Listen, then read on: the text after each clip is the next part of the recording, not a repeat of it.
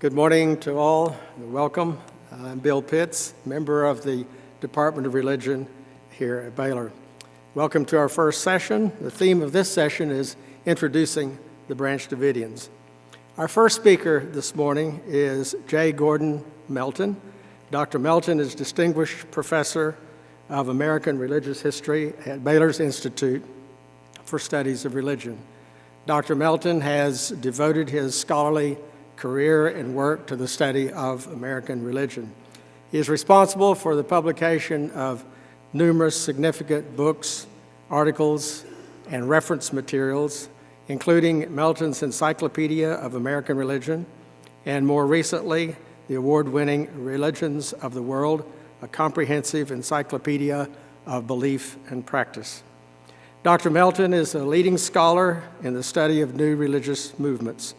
He has provided inspiration and leadership in organizing this conference. It is most appropriate that we hear his perspectives as we begin. Dr. Melton will address the topic, the Branch Davidians and Texas Religious History. Dr. Melton.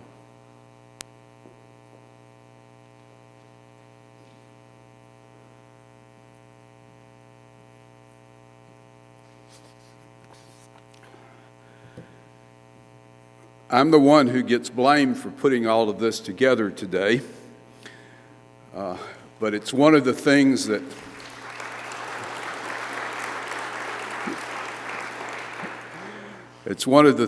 I have learned since I have been here, is that what Byron told me when we were talking about my moving here about the staff, I've discovered was true. I've worked with a lot of good staffs in my time, but the staff we have here at the Institute for Studies of Religion is the best I've ever worked with. I have felt like I've got an extra set of arms. You met probably Francis Malone and Leon Moore when you came in. They were the ones who greeted you and gave you your badges.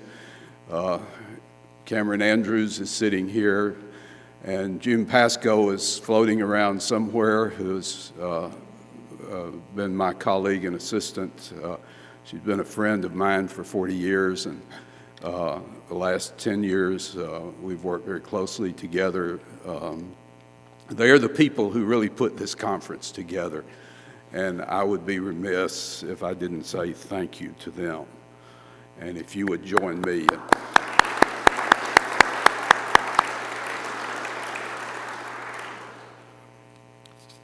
Now to my real problem, how to begin. This week, and tomorrow especially, should for me be a time to party hardy. Tomorrow is my 28th wedding anniversary. Tomorrow is the 20th anniversary of a very successful double bypass operation. And Dr. Pitts' son, who is also Dr. Pitts, but a cardiologist, has just spent a couple of weeks running me through my annual series of tests and has told me to go away and come back next year. So, should be feeling pretty good, and tomorrow should be a day to party. But my wife and I have learned a long time ago that this is probably not the best day to party. We have too many memories of what was happening. Among the most vivid memories that I carry with me are waking up from the operation 20 years ago, pulling the tubes out, the doctors leaving, the nurses leaving, and turning on the television just as the tanks went into Mount Carmel. And so that's what I carry with me every April 19th. At the time, I did not know anyone at Mount Carmel. I had written about them. I think Bill and I were the main two who had written about them before that, the days of 20 years ago. but those are the memories that I carry with me. And they underlie somewhat putting together this day. It brings together two things that I hope at the Institute we will be doing over the next few years. One is to continue our study of new religions. Once I got down here, I discovered that more than half of the faculty members associated with the Institute have a history of writing and working on the area of new religions. For those of you who are uninitiated, new religions are what we used to call cults back in the good old days. It's not as handy a term as cult, but it's the one we live with and work with. And it's become an important topic, both nationally and internationally, since the 1960s. And next year, we will be hosting the international conference that gathers every year of scholars from around the world who study new religions. Baylor hosted that conference one time, some 6 or 7 years ago, but the Cessner Conference will be returning here. Secondly, we have initiated a program in Texas history. The event that the speakers will be talking about today is an event that has greatly affected both McClendon County and all of Texas. But it's an issue that most of them have been thinking about for the last 20 years. One of the things that I brought with me today is a copy of this book, From the Ashes, Making Sense of Waco. This was the very first scholarly book about the Branch Davidian incident. 6 of our speakers have chapters in this book from 20 years ago. So the people that you will be hearing today are people who have thought about this almost from the day that it happened and have been reflecting upon it in that length of time. It's an important event that we will periodically reconsider for a long, long time into the future. We will do that because of the number of deaths that occurred. It is the largest number of deaths that have happened in an American law enforcement incident. And just for that fact alone, it will be an incident that both people in law enforcement, people in religion will continue to look at. We now live in a context in which odd incidences of violence that we didn't expect 24 hours before they happened occur. I woke up this morning, like probably many of you, to learn what happened in West last night as I was eating dinner.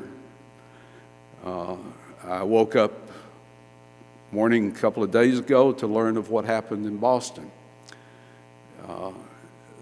Those kinds of incidences happen to us, and they are part of the context in which we now live, as we have so many people around the world who have access to explosives, have access to guns, and who have evil intentions, or just accidentally are around when things occur.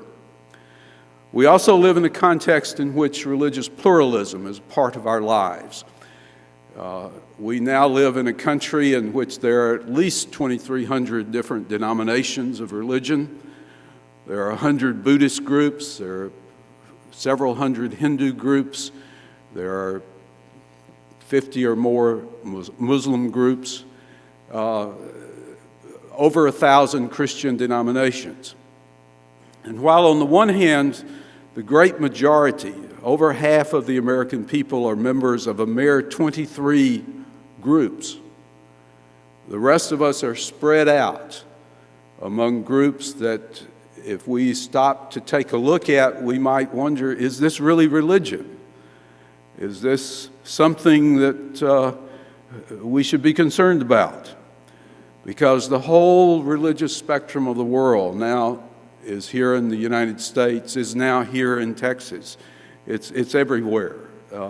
So that we have to learn to live with people who think differently from us, who have a different religious perspective, who have some ideas that, upon first consideration, we might think are pretty odd,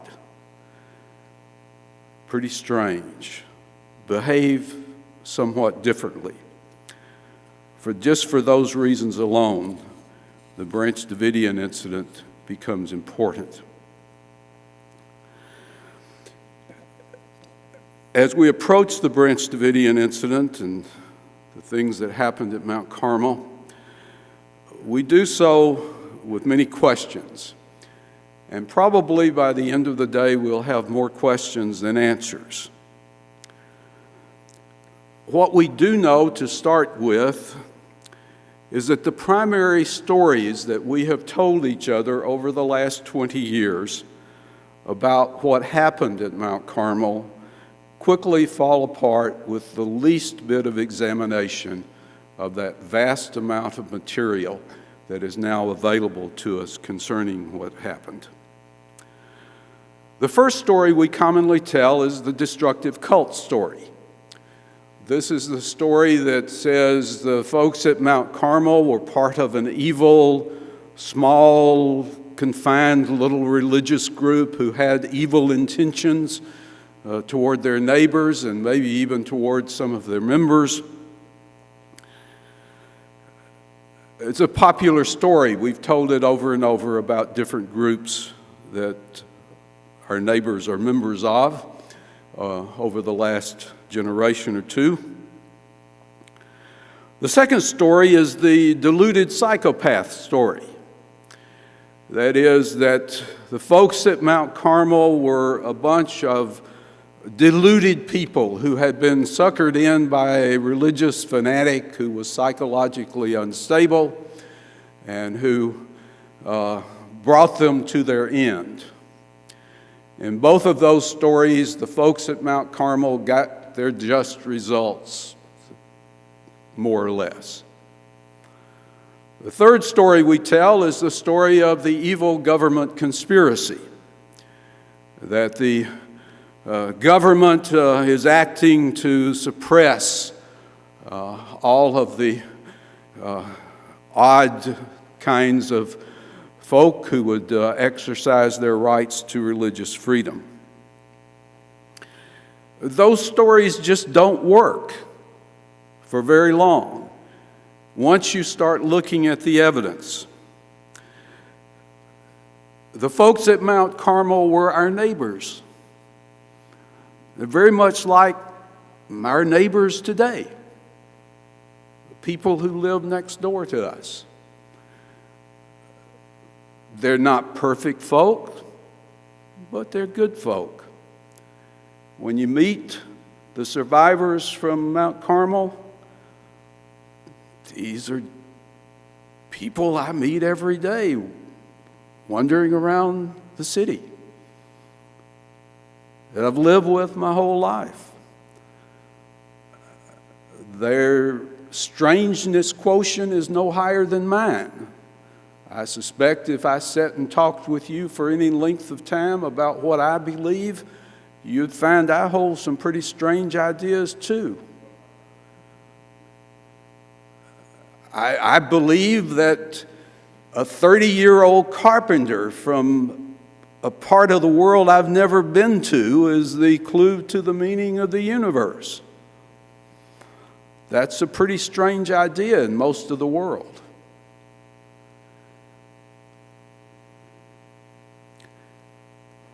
The folks from Mount Carmel, basically moral people, basically people who were trying to find out what the Bible meant and how they fit into the picture that the Bible was painting. That's what we do at my church.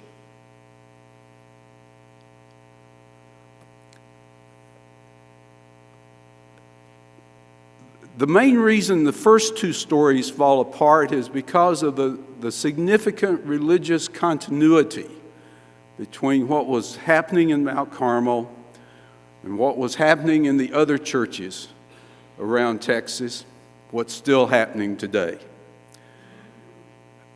There are still people, a lot of people, who are concerned about the end of the world, who are trying to figure out Bible prophecy, who are trying to place themselves in the context of Bible prophecy and figure out what's going to happen next. The folks at Mount Carmel were doing the same thing that some very popular television preachers are doing now, that some of the preachers in the largest churches in Texas are doing. They're not that different from us. They're not psychopathic cultists. They're not destructive religionists. They're people who happen to get caught up in events that were bigger than their community was. The same holds true when you turn to the government. I share many of the views that Professor Stark just articulated with us. But again, as I've met the people who were involved in both the incident at Mount Carmel and other incidences like that, I find the same kind of humanness. Not members of a big government conspiracy to wipe out our freedoms, but people who were fallible, who made bad decisions, and who were very misinformed as to what was going on. As a matter of fact, it was someone who had never visited Mount Carmel, knew nothing about it, who convinced the BATF agents who made the original raid on Mount Carmel that they were an evil, destructive cult. Badly misinformed and working off of bad information. Through the days of the siege and right on up to the end, number of bad decisions that were made. Decisions that not only overstepped constitutional boundaries, but overstepped boundaries of good law enforcement. And along with it, just like we live our lives, a certain level of incompetence that showed up. Again, not evil people, but less than perfect people who got involved. Now, as we go through the day today, we're going to hear from people who have devoted the last 20 years of their life, good part of the last 20 years of their life, to trying to understand what happened here 20 years ago. I don't think they are going to present a consistent worldview to us. I think they are coming from different places, and the opinions they have and may be in conflict, but they are people who have been thoughtful. They're the best people that we could find to come and talk about this particular incident for you. As I said, most people have been at it since the time that it happened. While we can agree that the simple stories do not work, I suspect that no common story will emerge today. But I hope we will emerge more informed. We will begin to understand some of the complexities of the event that happened, that we will open some questions for ourselves as we try to consider what we're going to think about what happened in the future. I think there are no heroes and no villains, but people just getting caught up in events that are bigger than what we are.